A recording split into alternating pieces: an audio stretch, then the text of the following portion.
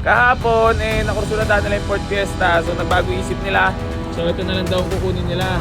Baka syempre sabihin sold na yung Fiesta, o di ba? Baka mapasya lang tayo, sabihin tubig nilalagay. Hi everyone! Yung Fiesta na naibenta noong isang araw ay ibinalik ng nakabili kay Boy AC Bulwak at pinalitan ng mumurahing sasakyan. Sa video na ito ay panoorin natin ang kawawang customer na bumili ng kotse kay Boy AC Bulwak. Panoorin natin ang video na ito. Simulan natin ang video sa buyer nitong Altis dahil ang Fiesta na una nilang kinuha ay paniguradong may malalang sira. Kaya nila pinapalitan kahit mababa ang value ng kapalit. Sinablog ko lang ulit para lang din malinaw Para malinaw lang din sa mga followers ba. Baka syempre sabihin sold na yung Fiesta, o di ba? Hindi mo nag-ano naman. Hindi. So yun mga boss, bali ito rin kukunin ni boss. Maayos na maayos yan boss. Napakaganda mag-ship niyan. Ayan mga bossing ko So binigay na natin for only baby Altis natin. So kahapon nakursuladahan nila yung Ford Fiesta. So nagbago isip nila. So ito na lang daw ang kukunin nila. So binigay lang natin na napakamurang presyo para naman din kila boss wala na silang gagamitin na lang talaga.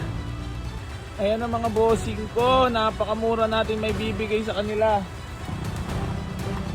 Napakagwapo ng baby Altis na yan. Ito po yung Fiesta na nabili ng customer.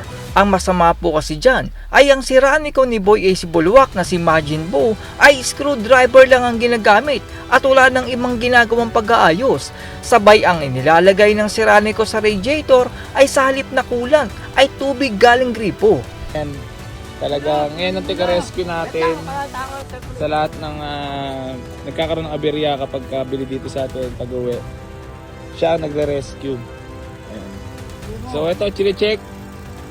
Ampan, mga boss puta baka maging issue na naman to. Nakansilado lang kahapon to. Kansilado At nagbago isip circulation.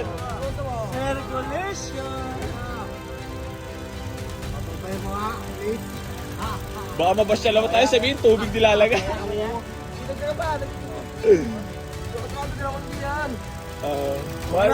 Taka na, baka bumulwa ka. Lagyan ko kayo bunga ka mo, Doy.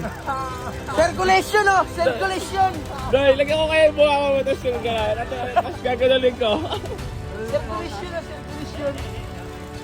Napakayabang naman ni Boy AC Bulwak. Pero pag nandyan na ang buyer ay akala mong kung sinong santo. Pero pag may problema ang sasakyan, nagiging baboy mo si Boy AC Bulwak. Bali, gusto ko nga pala batiin lahat ng mga basher ko dyan sa mga bibili nga pala ng sasakyan. Mga boss, ulitin ko lang.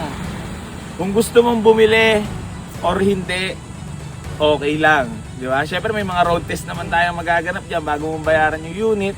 Kahit nahuli na scripted ang Food Panda delivery ni Boy AC Bulwak dahil sa wifi ay ayaw pa din itong aminin ni Boy AC Bulwak. Tapos napakaraming kumakalat na fake news. Pati yung Food Panda riders talaga namang diba naman yung mga Food Panda riders pagkakamalan mong scripted? Diba? So ayun, bali gusto ko lang paalala sa inyo lahat mga bossing ko sa mga gustong bumili at magpunta sa garahe. Wish nyo lang Boy AC New Garage, General Trias Cavite at mga boss. Ingat naman po kayo sa mga raffle ni Boy AC Bulwak dahil kaibigan lang din niya ang nananalo dyan. Meron tayong ipamimigay na sasakyan So keep tune lang kayo para sa mga basher ko dyan. Keep like, share and comment lang kayo sa lahat ng mga vlogs natin para mapasali ka doon sa ipamimigay natin sa sasakyan Tapos ayun, gusto ko lang magpasalamat sa lahat ng sumusuporta sa AC Garage. Ayun kung gusto mong bumili sa akin, goods. Kung ayaw mo rin naman, goods. Kung ayaw mo manood sa akin, huwag ka na manood. Pero kung gusto mo manood ka lang So hanggang dito na lang. Maraming salamat sa inyong lahat. I love you all mga bossing ko. Gang. Sa halip namang ayusin ang sasakyan, ay bigas ang ibinibigay ni Boy AC Bulwak. Ang binili po ng customer ay sasakyan, hindi pang saing. So yun mga bossing, meron tayong bigas kila boss. So, may 25 kilos na kayo Maraming salamat boss. Congrats po, sold na po yung ating Ford Escape 20. Last message naman boss, parang AC Garage po. Dito ay parang hindi masaya ang driver na ito at mukhang may nararamdaman siyang sira na hindi niya masabi kaya hindi siya makapagsalita. Wala lang. Ano masasabi mo sa unit ng tinest drive niyo, madam? O si madam na lang, madaldal to eh. Hindi naman ako nag-drive test, hindi ako sumakay kasi makulan. Siya nag-road test. So. Sabi mo ba? Pero ano ba lang napipil nyo ngayon, madam, na ano? Siyempre masaya. May sasakyan na ako. Matagal nyo na ba pinagbabalaan? May taon na rin? Wala naman. Hindi O ngayon parang may blessing na dumating. Talagang ginrab nyo na. Nyor! Itatabihan na sa mamaya pag nagpicture. Madam, tara, receive ko na lang po payment nyo. So, ayun mga boss, re-receive ko lang po payment nila, bossing. Para makabiyahin na rin sila. So, ayun ang nadali nila. Ford Escape na 2012 model. Ito naman po yung garanti sabog na kotse ni Boy AC Bulwak na magbibigay sa inyo ng sakit ng ulo as of June 20. Ayan, bali meron tayo dito Nissan GX mga bossing ko na automatic transmission.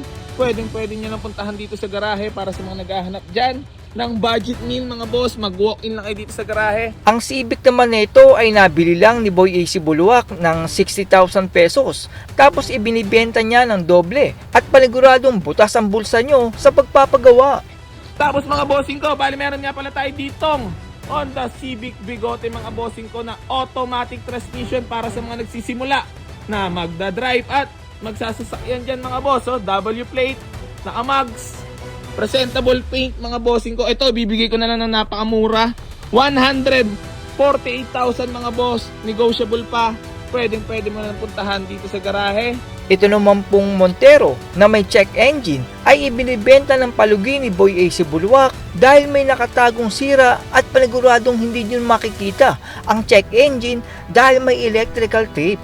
Tapos mga bossing ko, bali nandirito pa rin nga pala tong ating Mitsubishi Montero ng pang service natin yan mga boss. Pero dahil kailangan na natin i-let go, so tested long drive yan mga boss. Napakarami na namin pinagdaanan at pinagsamahan yung unit na yan na hindi tayo pinabayaan. Talagang solid. So bibigay ko na lang yung mga boss ng palugi. Balik puhunan. Medyo talo-talo pa pero dahil napakinabangan at nagamit naman natin siya at di niya tayo pinabayaan. So eto na siguro yung time na para i-let go natin siya. So PM nyo lang mga boss na may mga kursunada dyan.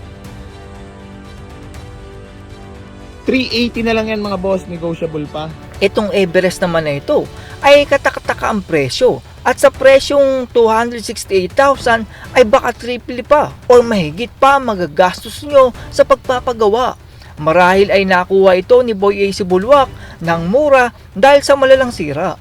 Tapos mga bossing ko, bali meron nga pala tayo ditong Ford Everest mga boss na 2008 model automatic transmission mga boss, diesel engine, 7-seater, naka leather seat yan mga boss, presentable ang pintura. Binibigay ko na lang yan mga boss ng 268,000, negotiable pa mga boss. Pwede mo nang puntahan dito sa garahe. Ang Civic naman na ito ay ang tagal-tagal nang nakatenga sa garahe ni Boy AC Bulwak. Marami nang tumingin pero may nakikita silang mukhang hindi kaaya-aya kaya hindi ito nabibili.